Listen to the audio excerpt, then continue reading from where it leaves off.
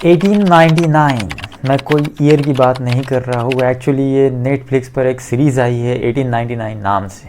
Total 8 episode है, हर एक episode 50 से 60 मिनट का है, मतलब 7 घंटे के ऊपर की ये सीरीज़ है। स्क्रीन के ऊपर आप फोटो देख रहे हो, इसको ध्यान से देखिए। इसके अंदर में एक इन्वर्स ट्रायंगल है, एक शिप दिख रही है जो बिल्कुल डूबने वाली है। ये सीरीज़ कहीं ना कहीं आपको इंसेप्शन की भी याद दिलाएगी।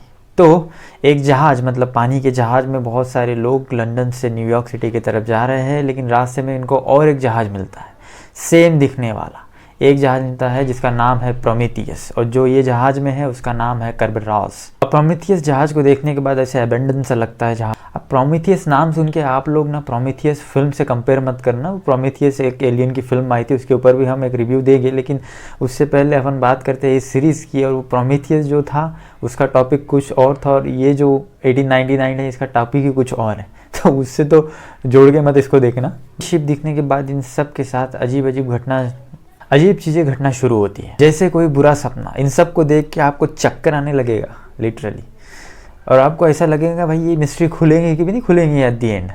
मतलब इसकी जो कहानी है इतने ज़्यादा कॉन्फ्लिक्ट्स पैदा करती है, जिसके बाद आप सोचने पे मजबूर हो जाओगे भाई ये मिस्ट्री कब खुलेंगी, और आप इसके अंदर में घुसते चले जाओगे। ब्रॉस शिप पे एक मोरा नाम की लड़की है जो एक डॉक्टर है, जिसको एकदम फ्लैशबैक्स में बुरे सपने आते हैं। अब पहले एपिसोड में मोरा जो है एक प्रेग्नेंट लेडी की मदद करती है, जिसको मतलब बहुत अच्छे तरीके से दिखाया है। मतलब पहले ऐसा आपने शायद ना देखा हो, जिस तरह से वो लोगों ने इस सीन को उसके अंदर में मर्ज किया है। जैसे मैंने बताया प्रोमेथियस शिप से इनको एक मैसेज आता है इनके शिप पे, इसका मतलब अभी भी ये प्रोमेथियस शिप पे कोई ना कोई तो रह रहा है। तो ये लोग, कुछ लोग इनमें से वो शिप पे जाते हैं खोज करने के लिए भाई कौन है। तभी इनको एक लड़का मिलता है जो बिल्कुल भी बात नहीं कर रहा। ये लड़के के पास एक ट्रायंगल है। अब इस बच्चे को मोरा के कैबिन में रखा जाता है, जहाँ पे एक अजनबी मोरा का पीछा करते हुए इसके कैबिन तक पहुँच जाता है, जहाँ पे वो बच्चे को छुपा के रखा है। और ये बंदे के पास एक कीड़ा है जो शिप के अंदर के बहुत सारे रास्ते खोलता है, मतलब जो दिखाई नहीं देते, ऐसे रास्ते ये कीड़ा जो है दिखाता है। नेक्स्ट एपिसोड में पूरे शिप पे फॉग जमा हो जाता है और इनको अजीब अजीब तरह के सपने दिखाई देते हैं। मतलब ऐसा कभी हुआ ही नहीं, वो सपने इनको दिखाई दे रहे हैं। ये ना उनकी खुद की थिंकिंग है, लेकिन फिर भी ये सपने इनको दिखाई दे रहे हैं। मतलब भयानक, डरावने और टेरिबल सपने इनको दिख रहे हैं बिकॉज ऑफ दैट फॉग। अब कुछ क्रू मेंबर्स और पैसेंजर्स ये जो प्लान बनाते हैं, कैप्टन को बंद कर देते हैं और वो बच्चे को मारने के लिए ये लोग प्लान बनाते हैं, क्योंकि उनको ऐसे लगता है कि ये बच्चे की वजह से ही सब कुछ हो रहा है। इस शिप के कुछ कैरेक्टर्स को फोकस में रखा गया है, जैसे कि मोरा को बहुत सारे ऐसे सपने दिखते हैं जो उसके खुद के ही है, खुद के सपने उसको खुद ही दिखते हैं। आप इंटेलिजेंट तो कोई बहुत सारी चीज़ें आप इसके अंदर में प्रेडिक्ट कर सकते हो कि ऐसा क्यों हो रहा है। आराम बचता है और कुछ लोग क्रू मेंबर्स और पैसेंजर्स जो है कूदने लगते हैं, जो है शिप के ऊपर से कूदने लगते हैं ऑटोमेटिक। और उसी शिप के अंदर में ऐसे ऐसे दरवाजे खुलते हैं जहाँ पे बहुत सारी, मतलब जंगल वाला सीन आता है, जहाँ पे किसी का घर दिखाएगा। डॉक्टर है, उसको एक इंजेक्शन दिया जाता है, वहाँ पे उसके पापा उसको नज़र आते हैं जो एक उसको मैसेज देते हैं। कंफ्यूजिंग है स्टोरी, लेकिन फिर भी आपको देखने में मज़ा आएगा।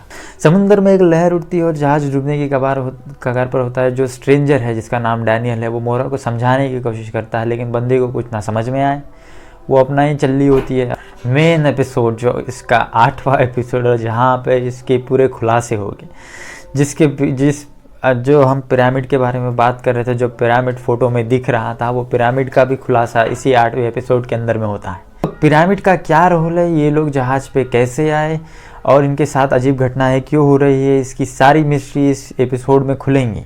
जैसे ही इसकी मिस्ट्री खुलती है हमारे सामने और एक बड़ा शॉकर आता है, जिसको देख के हमें और बड़ा शॉक लगेगा, बहुत बड़ा। हाँ, तो एंडिंग बिल्कुल भी मिस मत करना, क्योंकि एंडिंग में आपको जैसे ही मिस्ट्री ख़त्म होगी आपके सामने कुछ दूसरी अलग मिस्ट्री शुरू हो जाएगी, जिसके लिए आप सीज़न 2 का वेट करोगे।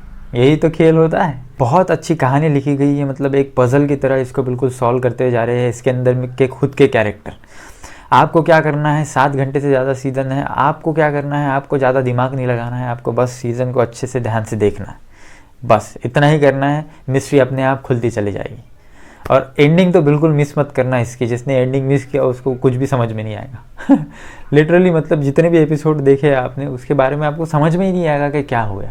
जो मैं आपको 7 घंटे बोल रहा हूँ ना, ये 7 घंटे, ये जब आप सीज़न देखना शुरू करोगे, हर एक एपिसोड देखना शुरू करोगे ध्यान से, तो आपको लगेगा ही नहीं कि 7 घंटे कैसे गए। जैसे ही आप घड़ी की तरफ में देखोगे, पूरा सीज़न ख़त्म करने के बाद आप घड़ी की तरफ देखोगे कि क्या हो गया भाई, मतलब इतना आप इसके अंदर में डूब जाते हो। जैसे कोई सपना। तो आपको नेक्स्ट एपिसोड में, तब तक के लिए गुड बाय।